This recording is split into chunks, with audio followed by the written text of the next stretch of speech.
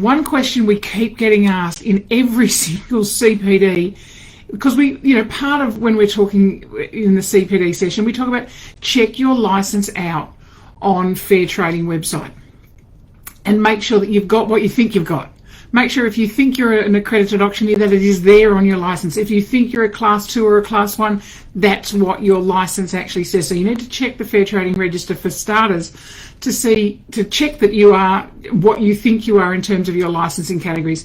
Now, the majority of people that transitioned over from a real estate license back on the 23rd of March 2020, when the world as we knew it from a licensing perspective changed, you came across with a real estate license, be that Class 1 or Class 2, you came across and it said real estate agent or agent real estate sales and leasing.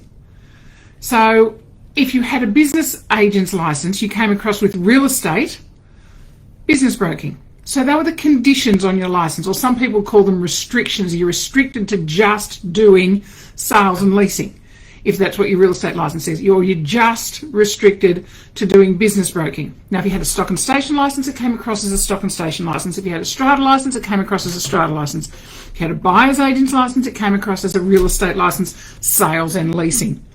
Now, all of the people who are coming through now and doing their training, they're coming through with a brand new qualification known as the Cert 4 in Real Estate Practice.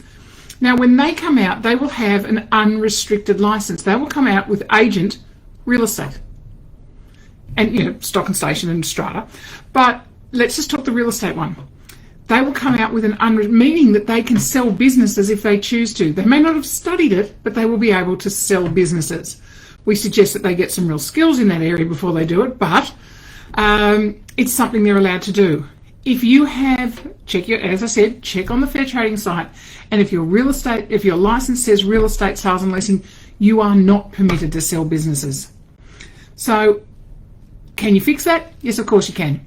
You can have that restriction removed or that condition removed from your license by upgrading to the new qualification, so to that Cert 4 in Real Estate Practice. So if you did the old Cert 4 in Property Services Real Estate, or the previous, Advanced Diploma in Real Estate Manager, or the Diploma of Management Real Estate.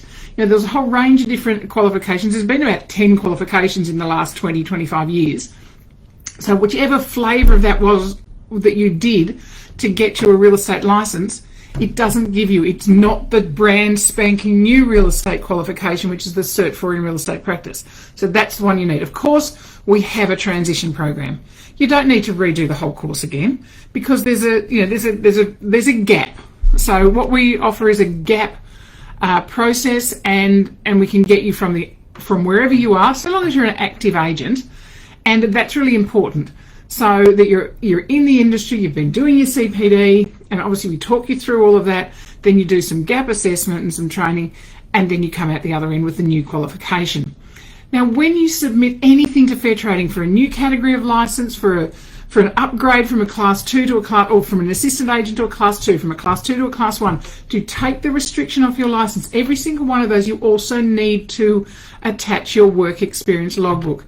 If you're a Class 2 license with a sales and leasing restriction, then if you want to take that off, you submit, and it's not a lot, it's like $50 a round, I think it's a bit under, for the application to Fair Trading. You submit your new qualification, all of the ID requirements that they need, and you also have to submit the Class 2 requirements on your work experience logbook, saying that you have worked in the industry for at least 12 months, and you get that signed off by your licensee in charge.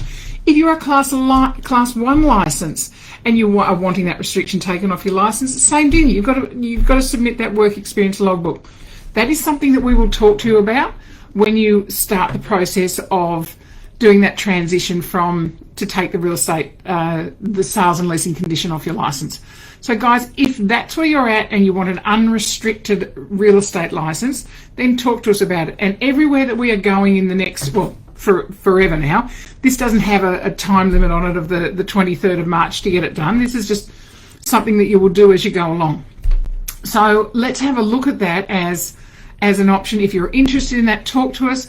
Wherever one of our trainers is, we are now looking at leaving them there for an extra night, and then the following day they can go through the process with any of the local agents who want to take this restriction off. So it can be a really hands-on process that can be done relatively quickly in terms of collecting the evidence and going through the transition assessment process. So guys, talk to us about that one. Easy deal to get that done.